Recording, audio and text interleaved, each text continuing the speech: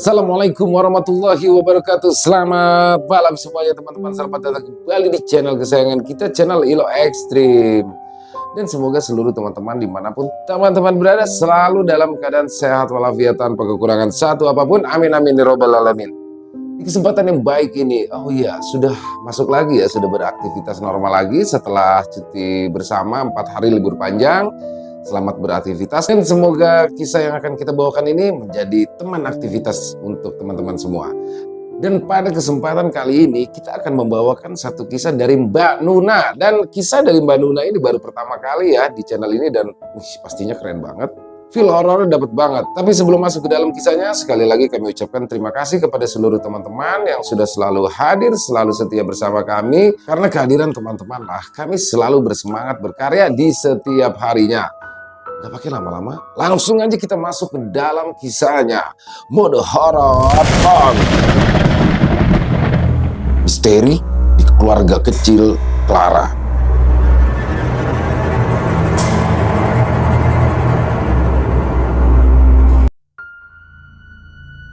Tarik nafas dalam-dalam.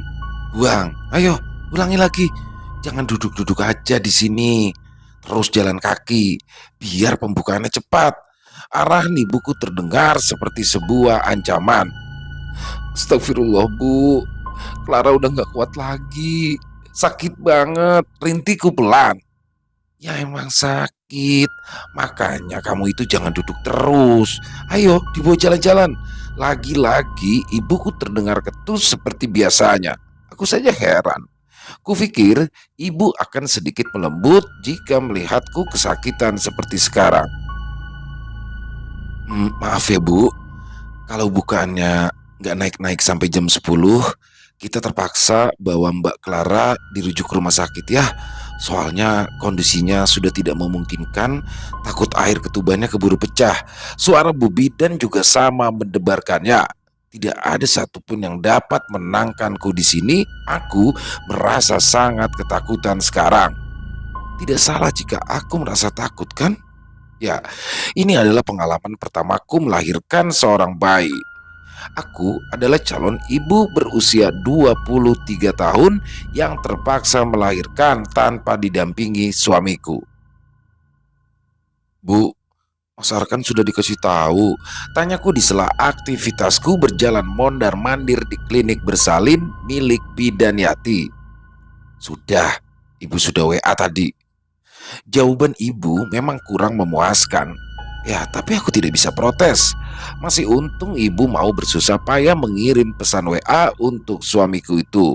Biasanya ibuku paling malas jika sudah berurusan dengan Mas Arkan. Ibu memang tidak pernah suka dengannya. Bu, aku ngompol, kataku kebingungan. Ya, aku tidak kebelet pipis, tapi entah kenapa daster yang kukenakan basah kuyup seperti ini. Tuh kan Bu, air ketubannya keburu pecah. Saya panggil suami saya dulu buat siapin mobil. Bu Bidan Yati tampak sigap sekaligus khawatir, berbanding terbalik dengan sikap ibuku yang terkesan santai. Tapi dari sorot matanya, aku bisa membaca kecemasan yang berusaha ia sembunyikan. Dengan susah payah, aku akhirnya bisa naik ke dalam mobil dan duduk di kursi belakang. Ditemani ibu kandungku dan juga Bu Bidan Yati, kami menuju ke sebuah rumah sakit terdekat. Memerlukan waktu sekitar 20 menit untuk sampai di sana. Aku dilarikan ke rumah sakit dengan kondisi tubuh yang sudah lemah. Bu Bidan terus menyebut kata operasi dan telingaku menangkap jelas jawaban tegas ibuku yang langsung menyetujuinya. Aku terus dipindahkan dari satu ruangan ke ruangan lain. Dari mulai dipasangi infus di ruang UGD sampai akhirnya siap dilakukan pembedahan di ruang operasi. Di situ aku mulai melihat sesosok bayangan hitam. Entah, semoga saja aku salah lihat. Hingga akhirnya suntikan obat bius membuatku mengantuk. Detik demi detik terasa begitu lama saat menunggu kedatangan Mas Arkan. Ruangan juga terasa semakin dingin saja. Pori-pori di kulit tanganku seolah mengeras, membuat bulu-bulu halus yang tumbuh di sana ikut berdiri saking tegangnya. Bayangan hitam tadi sudah tidak berjalan mondar-mandir. Sekarang justru tengah berhenti di satu titik seolah berdiri. Tapi aku tidak melihat adanya telapak kaki atau apapun di bawah tirai yang menggantung, hanya seonggok bayangan hitam saja. Aku terus berdoa, sembari berharap kalau itu hanya bayangan bantal yang tadi ditata oleh suster. Kemungkinan jatuh dari tempatnya semula. Bunyi langkah kaki terdengar. Aku bisa mengetahui ada seseorang yang masuk ke kamar rawat inap ini. Semoga saja itu Mas Arkan atau ibuku.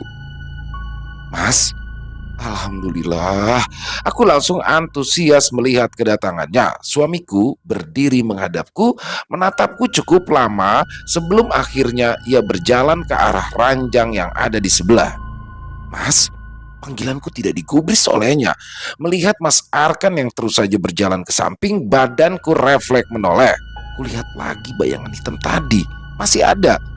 Lalu kemana Mas Arkan? Dia mau apa sebenarnya? Mas, panggilku sekali lagi karena dia yang tidak kunjung muncul kembali. Sedang apa suamiku itu? Apa dia kelelahan? Lalu tiduran di ranjang sebelah? Tapi tahu dari mana dia kalau kasur sebelah kosong? Detak jantungku bertambah kecepatannya, dipacu suasana tegang di dalam kamar ini. Ya, aku bisa merasakan hawa dingin itu sekali lagi, padahal keningku mulai mengucurkan keringat sebesar biji jagung. Mas Arkan, kamu kesini dong. Ngapain sih kamu di situ, Mas? Aku semakin panik. Sini. Ternyata aku mendengar suara seorang wanita dari ranjang sebelah. Suara itu sangat jelas terdengar di gendang telinga. Detik itu juga mulutku membisu, terbungkam di sekap kengerian, membayangkan sosok pemilik suara serak mirip wanita penuh kemarahan menyuruhku menemuinya di ranjang sebelah. Bu, tolong sini cepetan bu, tangisku dalam hati. Clara, aku yang tadi memejamkan mata saking takutnya memberanikan diri melihat siapa yang memanggil namaku. Ibu, ada apa sih? Tanya ibuku penuh kekhawatiran. Tadi ada Mas Arkan bu, jawabku ragu. Sejenak wajah ibu tampak celingukan sebelum menatapku dalam-dalam. Maafin ibu, sudah ninggalin kamu sendirian, ujarnya sebelum akhirnya ia mendekat ke arah kasurku. Setelah aku ditenangkan, ibu pun lanjut berbicara. Bu Bidan sudah pulang, tadi sudah pamit sama ibu, kata ibu setelah membereskan mejaku dan memenuhinya dengan botol air mineral. Ibu juga meletakkan tasnya di sana, lalu mengeluarkan sebuah benda persegi kecil yang ternyata buku Yasin. Ibu mau ngaji dulu, kamu bisa bantu zikir atau baca surat-surat pendek. Bu, potongku ingin segera memberitahukannya tentang kejadian di ranjang sebelah, tapi urung kulakukan. Jangan pergi, tinggalin Clara ya bu, pintaku pada ibu yang sudah siap mengaji dengan Yasin di tangannya. Entah kenapa, mata tua milik ibuku tampak berkaca-kaca. Sudah, ibu mau ngaji dulu, kamu tidur saja. Aku selalu tahu, ibu sangat menyayangiku meskipun kata orang ibu terlalu keras dalam mendidikku. Wajar saja, karena aku adalah anak tunggal. Mungkin ibu hanya tidak mau kehilangan anak semata wayangnya. Mulai terdengar suara khas dari ibuku ketika melantunkan ayat-ayat suci. Tidak berubah sejak aku kecil. Bu, wajahku kembali dilanda ketakutan. Kali ini aku yakin ibu juga mendengarnya. Baris keempat alias ayat keempat dari surah Yasin itu. Bukan ibu yang membacanya. Suaranya terlalu parah untuk seorang manusia normal. Ini lebih mirip suara perempuan dengan hidung tersumbat akibat pilek. Ya Allah, wala quwata illa billah, ucapku dengan suara lantang. Ibuku sangat syok, matanya melotot menatapku. Dia hanya terdiam, membuatku semakin takut. Ya, aku takut kalau ibu kesurupan. Jangan dibuka bu, larangku saat ibu sudah berdiri hendak memeriksa ranjang sebelah. Ibu mengurungkan niatnya. Dia masih menatapku dengan tatapan tajam seperti kebingungan. Ibu tidak akan biarkan dia mengambil anak kamu, Clara. Ibu tidak akan membiarkannya. Tatapan ibu semakin menikam. Maksud ibu apa? Siapa yang mau ambil anak Clara, Bu? Istighfar, Bu. Aku meraih tangannya dan gerakan tanganku segera membuatnya tersadar. Clara, panggilnya dengan suara lemah. Ibu seperti habis pergi ke tempat lain. Aku pun heran karena sedari tadi pandangan matanya seolah mengambang. Ibu, panggilku seraya menarik tangannya sekali lagi. Shh, ibu menyuruhku diam. Tapi kenapa? Mataku terus tertuju ke arah ibu. Ibu tampak mengeluarkan sesuatu dari dalam tasnya. Sebuah plastik kresek hitam kecil. Tangan ibu merogoh ke dalamnya, lalu mengeluarkan isinya yang ternyata adalah garam kasar. Lungo kowe, ojo ganggu-ganggu anakku. Pergi kamu, jangan ganggu-ganggu anakku. Ibu lalu menaburkan garam itu ke tirai. Tidak cukup. Ibu juga menyibakkan dengan tergesa lalu melemparkan segenggam garam yang diambilnya lagi dari plastik. Penuhlah kasur di ranjang sebelah yang tadi baru dibersihkan suster oleh butiran-butiran garam. Aku mengeluh dalam hati. Kenapa ibu masih percaya mitos seperti itu? Kupikir ibu sudah berubah. Tapi nyatanya ibu masih menjalankan ritual-ritual yang jauh dari ajaran agama Islam. Itulah sebabnya ibu dan Mas Arkan tidak pernah akur, sebab Mas Arkan merupakan anak didik seorang ulama keluaran pesantren, sedangkan ibuku masih memegang kuat budaya dan tradisi leluhurnya. Mendadak suara tertawa mirip lengkingan kuda terdengar di sela ritual ibu menaburi garam. Bu, panggilku dengan suara gemetar. Sekali lagi tawa itu terdengar dan memperjelas bahwa pemiliknya adalah seorang perempuan. Tawa mirip lengkingan kuda itu kini berubah cekikikan, sungguh tidak enak untuk didengar. Setan, ibu tampak murka. Bu, jangan bu, larangku saat ibu akan pergi mencari sumber suara itu.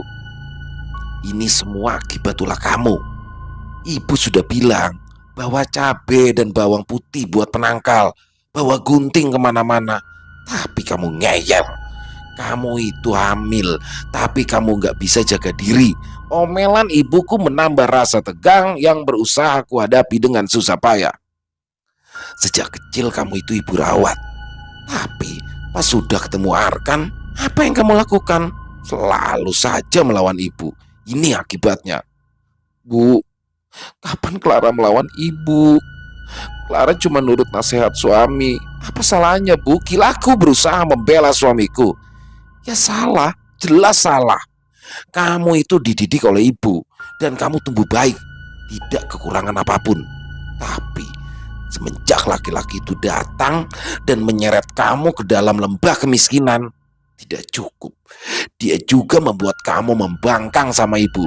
Laki-laki sok tahu, sok paling paham agama.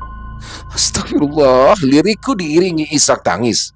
Nah sekarang, kamu itu diganggu makhluk halus begini. Hah? Apa yang akan dia lakukan?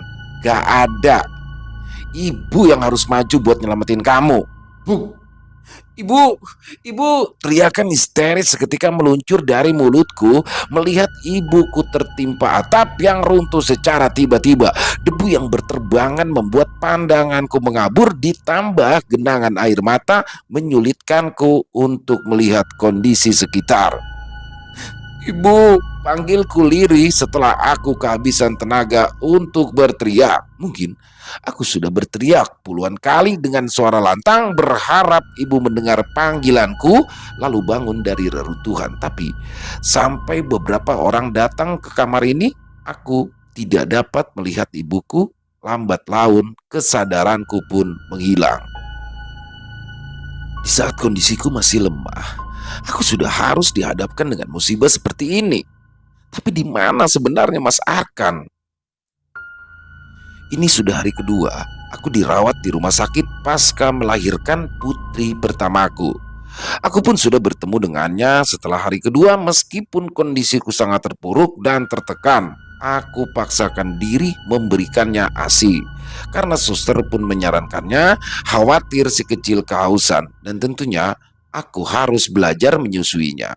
Awalnya sulit karena sensasi lidah bayi yang masih tajam membuatku merasakan kesakitan yang teramat sangat. Dan saat aku mulai terbiasa dan berhasil memberikan ASI untuk buah hatiku, seketika air mata mengalir. Aku teringat ibuku yang kini terbaring lemah di ruang ICU. Ternyata seperti ini rasanya menjadi ibu. Berjuang melawan rasa sakit saat melahirkan dan belum cukup, masih harus menyusui hingga puting susu lecet perih seakan tersayat silet. Seandainya ayah masih ada, dia pasti sangat khawatir dengan keadaanku dan juga ibu. Mendadak, hati ini merasa hancur berkeping-keping menerima kenyataan pahit ini. 1 bulan yang lalu, ayah pergi meninggalkan kami semua. Dia meninggal dunia di saat menantikan kelahiran cucu pertamanya. Aku bahkan sudah membayangkan gurat kebahagiaan di wajahnya yang setiap pagi berjalan menuntun cucunya, berolahraga kecil sampai matahari naik menyinari alam semesta. Tapi Allah berkehendak lain. Sus, bagaimana? Apa sudah ada kabar dari suami saya? Tanyaku pada suster yang kumintai tolong untuk mengirim pesan pada Mas Arkan. Belum ada, nomor WA-nya belum aktif. Aku hanya bisa menghela nafas dalam-dalam lalu membuangnya dengan berat. Sesak rasanya dada ini terhimpit berbagai pikiran negatif. Assalamualaikum, suara Bu Bidan Yati terdengar. Waalaikumsalam, jawabku lemah. Masya Allah, sudah pinter nenen ya si Dede, ucapnya setelah berdiri di dekatku. Alhamdulillah, sudah Bu, kataku seraya tersenyum. Gimana, jahitannya masih bagus kan? Udah dicek barusan sama suster belum? Sudah, dicek tadi pagi, semuanya baik, alhamdulillah. Bener berarti saran dokter itu kemarin. Mesti belajar jalan sendiri, jangan males ya, biar cepat sembuh. Aku dan Bu Bidan Yati sama-sama tersenyum. Ya, kami setuju dengan saran dokter yang menanganiku. Anjuran berjalan dan bergerak miring saat di kasur adalah upaya agar jahitan tidak kaku. Jadi diharapkan aku lebih cepat sembuh, mengingat aku tidak punya siapapun lagi untuk diandalkan saat dirawat di sini. Katanya adiknya ibu kamu nanti kesini ya? Udah sampai apa belum? Kok saya belum ketemu? Memang belum Bu, masih di jalan. Insya Allah nanti siang sampai. Oh ya bagus kalau gitu. Kamu kan nanti jadi ada temennya, sementara nungguin kabar suami kamu. Soalnya Bu Bidan juga sudah coba ke tempat kerjanya suami kamu, hasilnya sama. Rekan-rekannya serempak bilang kalau Arkan itu udah pulang pas banget hari dimana kamu lahiran. Bahkan sudah buat surat izin tidak masuk kerja selama 3 hari. Aku hanya bisa menunduk lesu mendengar penuturan Bu Bidan. Jangan sedih gitu dong. Insya Allah akan baik-baik saja. Kamu itu harus kuat ya, demi si cantik ini. Ucapan Bu Bidan membuatku tersentuh. Aku pun tersenyum menerima perhatian tulus darinya. Kamu makan dulu ya. Sini dede bayinya sama ibu. Lagi-lagi aku dibuat terharu oleh sikap baiknya yang sudah seperti saudara sendiri, padahal kami tidak ada hubungan darah. Selesai makan, aku dan Bu Bidan Yati berbincang sebentar karena bayiku sudah diambil lagi oleh suster untuk ditidurkan di ruangan khusus bayi. Beliau pun akhirnya pamit karena masih ada pasien yang menunggunya di klinik. Aku kembali merenung sendirian di dalam kamar ini. Tapi beda, ruangan yang kuhuni sekarang sudah lebih ramai karena sejak insiden kecelakaan runtuhnya atap di kamar sebelumnya, kamarku pun dipindahkan. Ada 2 ranjang yang sama-sama diisi pasien, bedanya keadaan ranjangku ini sangat sepi. Aku bisa merasakan perhatian dan curahan kasih sayang anggota keluarga pasien sebelah.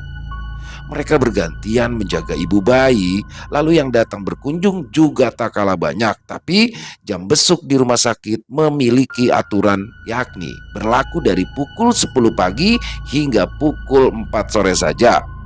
Ketentuan jumlah keluarga yang boleh menemani saat malam juga dibatasi hanya 1 orang saja. Siang ini adik kandung ibu betul datang. Aku tadinya sempat menyaksikannya sebab kami pun jarang bertemu. Dan ini adalah kali kedua aku bertemu secara langsung dengan Bule Ningsi. Setauku, ibu dan Bule Ningsi yang merupakan adik satu-satunya itu sudah lama tidak akur. Assalamualaikum. Waalaikumsalam, jawabku saat mendengar suara salam dari seorang wanita. Bule, ya aku masih bisa mengenali wajahnya meskipun lama tidak jumpa. Bule Ningsi tampak masih sama. Raut wajahnya selalu ketus setiap bertemu denganku. Bagaimana keadaan ibumu? Suara Bule terdengar bergetar seperti menahan kesedihan. Ibu dirawat di ruang ICU, Bule. Ibu koma, jawabku dengan wajah tertunduk lemah. Tidak lama, suara tangisan keluar dari bibirnya yang berkincu merah cabai. Bayu selalu begitu. Dia terlalu sayang sama bapakmu. Apapun yang adiknya ini katakan, tidak pernah digubris olehnya. Dia sayang, tapi bapakmu itu, sudahlah, semua sudah terjadi. Bule sebenarnya masih sakit hati sama perlakuan ibu kamu, tapi bagaimanapun dia kakak kandung Bule satu-satunya. Kulihat Bule Ningsi mengusap air matanya dengan tisu lalu duduk di kursi sofa kecil yang disediakan rumah sakit untuk keluarga pasien yang menunggui di dalam kamar. Cinta itu memang buta. Cinta memang seperti ini rupanya. 1 bulan setelah bapakmu meninggal, sekarang ibumu sekarat di sana. Mungkin takdir cinta mereka terlalu kuat. Orang seperti Bule yang tidak seberuntung itu menemukan cinta sejati hanya bisa melihat kasihan pada ibumu. Buat Bule, wanita itu seharusnya bisa mandiri, kuat berdiri sendiri, daripada harus bersama laki-laki yang tidak setia. Aku masih bingung mencerna setiap detail ucapan dari Bule Ningsi. Sejak tadi, Bule selalu bilang soal almarhum bapak dan sekarang ia bicara soal kesetiaan. Suami kamu kemana? Pertanyaan Bule Ningsi membuatku terkejut. Aku bingung harus menjawab apa. Nanti dulu. Jangan bilang dia tidak ada saat kamu sedang kesulitan seperti ini. Suasana hening sejenak. Mendadak aku kehilangan kata-kata untuk menjawab pertanyaan Bule Ningsi. Loh, kok malah diem? Aku semakin tersudut dengan sikap Bule Ningsi yang judes dan seolah memiliki banyak teka-teki. Apa mungkin hukum karma itu sudah berlaku? Ya Allah Gusti, jangan bilang suami kamu kabur sama wanita lain, Bener itu? Bule, tolong jangan bicara seperti itu. Aku sudah tidak tahan dengan ucapan buruk yang keluar dari mulut Bule Ningsi. Tapi kenyataannya, Mas Arkan memang belum kesini dan belum ada kabar darinya. Kamu itu harus tahu, gelagat laki-laki itu seperti apa kalau sudah tergoda wanita lain. Jangan terlalu percaya diri. Astagfirullah, ucapku lirih, kuulang hingga berkali-kali. Terdorong rasa sakit di dada ini mendengar setiap kalimat yang Bule Ningsi ucapkan. Melihat aku yang terus saja beristighfar dan tidak menanggapinya, Bule akhirnya menyerah. Bule tidak akan menginap di sini. Jadi kamu jaga diri baik-baik. Tapi besok Bule kesini lagi. Sekarang Bule udah capek, mau istirahat dulu. Bule, panggilku sebelum Bule Ningsi pergi. Bule menginap di mana? Sambungku kemudian. Di hotel. Loh, kenapa enggak di rumah aja, Bule? Bule nggak suka di sana. Dijawab cepat oleh Bule Ningsi. Lalu dia pun pergi meninggalkan aku di dalam kamar ini. Aku akhirnya hanya sanggup mengulangi istighfar sambil menata hati sebisanya. Di saat sedang berusaha menenangkan diri, aku pun dikejutkan oleh kedatangan seseorang. Clara? Dia sekarang memanggil namaku seperti biasanya. Tidak ada yang berubah sama sekali. Tatapannya, suaranya. Hanya saja dia tampak sangat kumal. Berbeda dari Mas Arkan yang aku kenal. Alhamdulillah Clara, kamu sehat? Kamu baik-baik saja, ucapnya dengan raut wajah penuh kegembiraan. Tidak lama, suster dan petugas keamanan datang. Maaf Pak, Bapak ini keluarga pasien atau bukan? Tanya seorang petugas keamanan di rumah sakit. Oh, iya Pak, saya suaminya. Dijawab dengan mantap oleh Mas Arkan. Oke baik, silakan Bapak ikut kami terlebih dahulu karena ini ruangan khusus dan harus steril. Bisa dimengerti ya Pak? Mas Arkan pun akhirnya sadar dengan kondisi dirinya yang jauh dari kata steril, dan hal itu pun yang membuatku sejak tadi bingung. Seolah tidak yakin kalau yang berdiri tadi itu betul-betul Mas Arkan, sebab dari penampilannya memang jauh berbeda. Suster tetap di kamar memeriksa keadaanku, sedangkan Mas Arkan pergi diantar petugas keamanan untuk keluar kamar. Yang sabar ya Bu, Alhamdulillah suami Ibu sudah datang. Tapi memang harus mengikuti aturan di rumah sakit ini. Jadi Ibu harap tunggu sebentar ya. Baik suster, sebelumnya saya berterima kasih sama suster sudah dibantu menghubungi suami saya. Nggak apa-apa kok Bu, itu kan sudah bagian dari tugas kami untuk membantu pasien. Cuma sejak pagi WA suami Ibu belum aktif sama sekali. Jadi pesan dari saya belum terbaca. Suster tadi tampak mengernyitkan dahi. Aku pun menjadi heran. Kenapa suster tampak seperti sedang berpikir keras? Kemungkinan mungkin ya Bu, suami Ibu eh, habis terkena masalah karena tadi ada 2 orang polisi yang mengawal datang ke sini. Tapi Ibu tidak perlu khawatir. Dokter akan memeriksa keadaan suami Ibu agar cepat bisa menemani Ibu di sini ya. Cepat-cepat suster itu meralat ucapannya agar aku tetap tenang. Ya Allah sus, aku menitikkan air mata mendengar penuturan suster itu. Gak apa-apa Bu, yang penting sekarang suami Ibu sudah kembali dan keadaan sehat. Alhamdulillah, itu saja ya yang harus jadi konsentrasi Ibu untuk saat ini. Makasih ya sus, kataku masih diiringi isak tangis. Ya Allah, cobaan apa lagi ini, gumamku dalam hati. Rencananya besok aku sudah bisa pulang dari rumah sakit. Setelah 4 hari 5 malam aku berada di sini.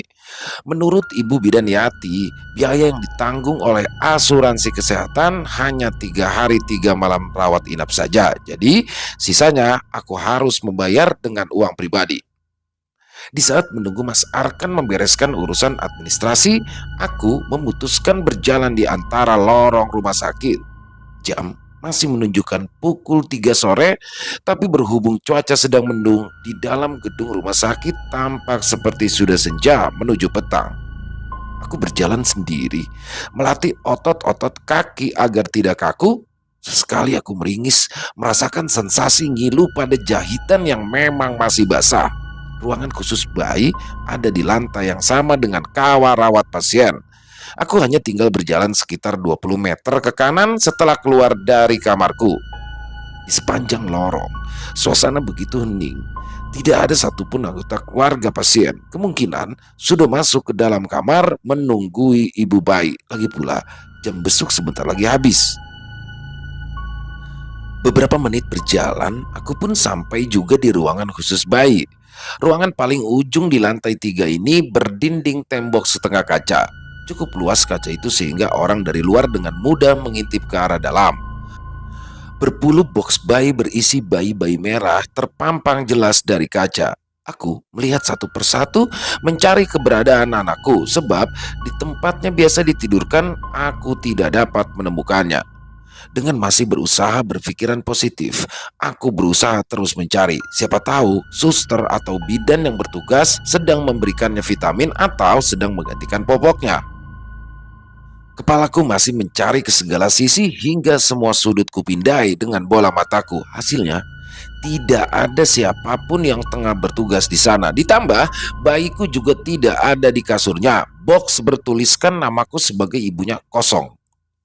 Di tengah kecemasanku, aku melihat seorang suster membawa bayi sedang bicara pada seorang ibu. Tapi siapa ibu itu? Aku seperti tidak asing dengan wajahnya. Keanehan mulai terasa semakin menjadi-jadi saat aku bisa dengan leluasa mendengarkan percakapan mereka. Logikanya, aku akan kesulitan mendengar suara dari dalam ruangan itu karena terhalang dinding berlapis kaca. Bu, Ini datanya sudah kami ubah. Silakan ibu ambil. Suster itu bicara dengan setengah berbisik pada wanita yang begitu familiar di mataku. Terima kasih, Sus. Wanita itu mengeluarkan suara yang langsung membuatku kaget, nyaris terjatuh jika tidak berpegang pada ranjang pasien di sebelahku. Ya, itu adalah suara ibuku. Dan iya, aku pun baru bisa mengingat dengan benar wanita itu memang ibuku. Aku pernah melihatnya di album keluarga. Itu ibuku versi muda. Dek, jantungku serasa ingin melompat mendapati kejadian tidak masuk akal seperti ini. Belum selesai mencerna keanehan yang terjadi di dalam ruangan khusus bayi itu, aku pun kembali dikejutkan oleh sesuatu. Aku baru sadar. Sejak berjalan pelan dari arah kamar rawatku, tidak ada siapapun melintas di lorong ini. Lalu, ini apa? Dan ini ranjang siapa? Tiupan angin menyapu tengkuk serasa dingin menakutkan. Aku merasa terintimidasi oleh sesuatu yang tidak berwujud. Aku menoleh ke arah ranjang. Sebujur mayat ditutup selimut putih tergolek di atasnya. Mataku nyaris keluar saking kagetnya. Detak jantungku terlalu cepat berpacu dengan adrenalin yang terus meningkat. Sudah pasti ini orang mati karena sekujur tubuhnya ditutupi. Tapi siapa yang membawanya ke sini? Aku menoleh balik ke kaca, melihat dua orang wanita tadi kini tengah menatap tajam ke arahku. Mereka tersenyum aneh, sangat aneh, karena memang situasinya sudah tidak benar. Ya, tidak seharusnya mereka ada di sana. Ibuku sedang terbaring lemah di ruang ICU. Jadi mana mungkin ia bangun dan berjalan ke sini? Lagi pula, itu jelas sosok ibu saat masih muda, bukan ibuku yang sekarang. Gemetaran, aku mengembalikan pandangan mataku ke arah ranjang pasien di sebelahku. Astagfirullah, bibirku kesulitan berzikir, namun kupaksakan mengetahui mayat itu kini tetap anteng di posisi semula. Aku justru takut. Aku lebih memilih mayat ini bangun ataupun duduk lalu bertanya padaku, mencari suster atau dokter, berharap dia bukan mati tapi pasien yang sedang dipindahkan oleh suster menuju ke ruangan lain. Perlahan aku berjalan menjauh.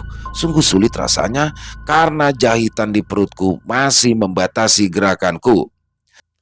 Sesekali aku menengok ke belakang, memastikan ranjang besi itu tetap di sana. Hal itu membuatku semakin ketakutan, tidak fokus dan sangat kelelahan.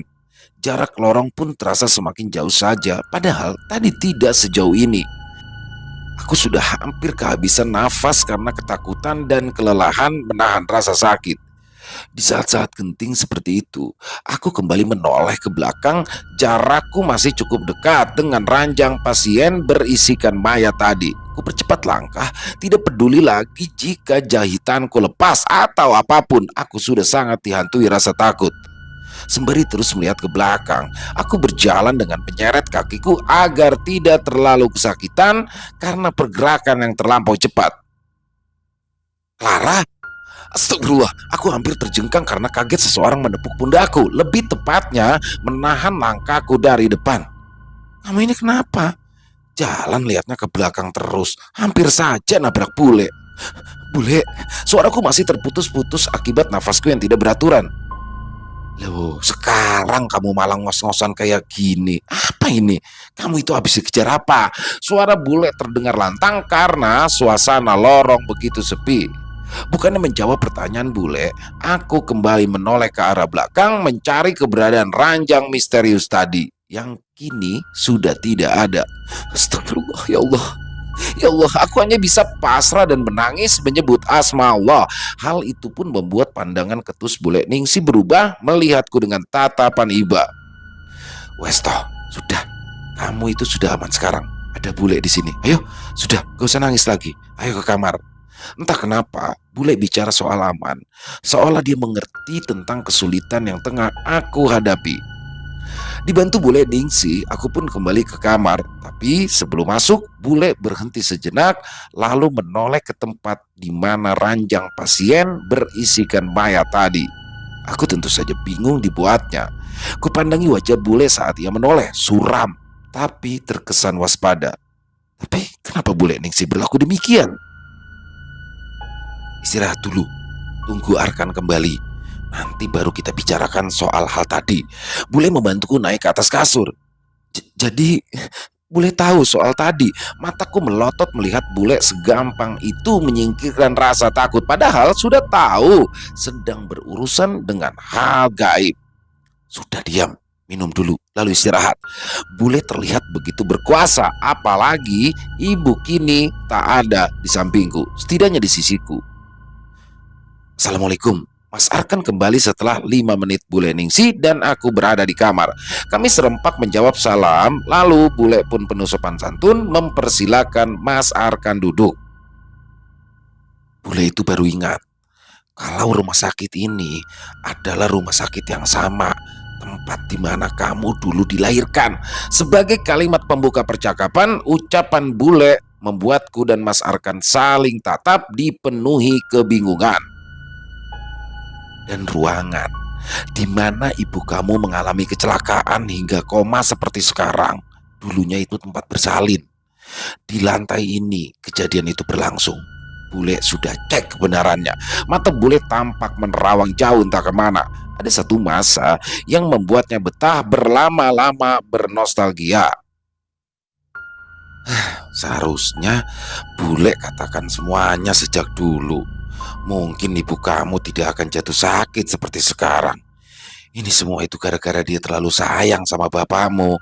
Aku dan Mas Arkan kembali saling tatap, menyaksikan untuk pertama kalinya Bule Ningsi menitikkan air mata.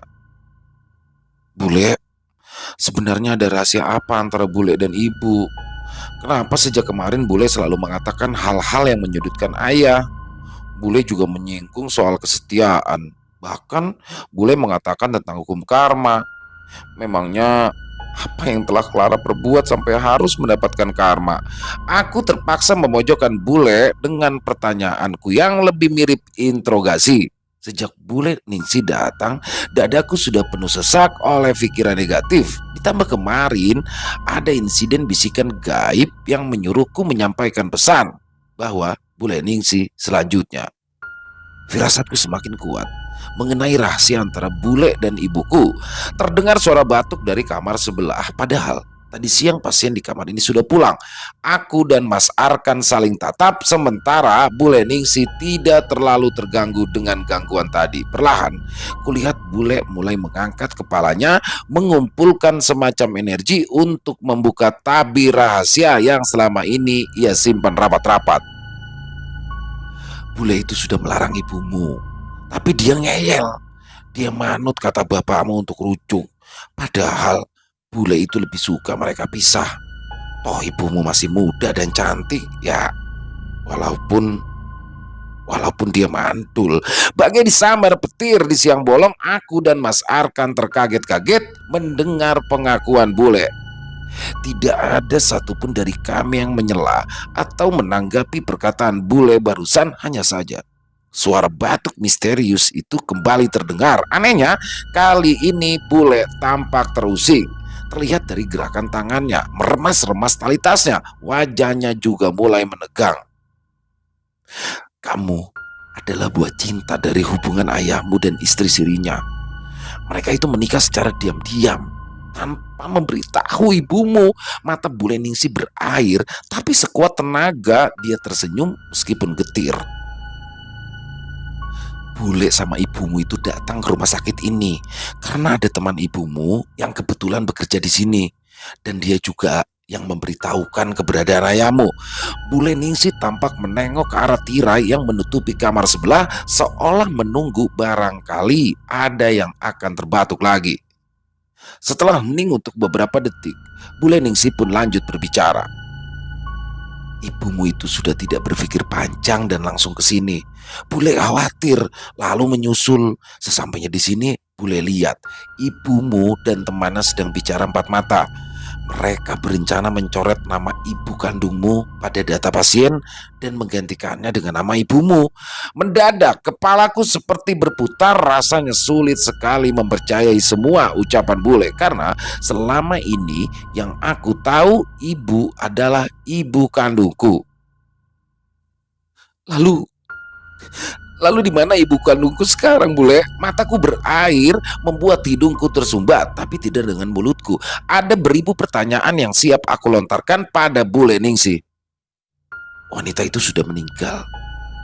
Dia meninggal saat melahirkanmu. Dan dia meninggal di rumah sakit ini, tepat di kamar 401, tempat ibumu tertimpa reruntuhan atap. Mas Arkan langsung memelukku, berusaha menjadi sandaran di saat aku sudah tidak kuat menerima kenyataan hidup yang amat menyakitkan. Jadi, kejadian di ruangan khusus bayi tadi adalah gambaran ibuku di masa lalu. Ia dan temannya bersekongkol memalsukan identitas ibu kandungku, dan semua gangguan yang aku juga ibu alami adalah sebuah pertanda ada yang ingin mereka sampaikan. Siapa mereka? Apa yang ingin disampaikan? Apa kamu sudah didatangi arwah ibumu?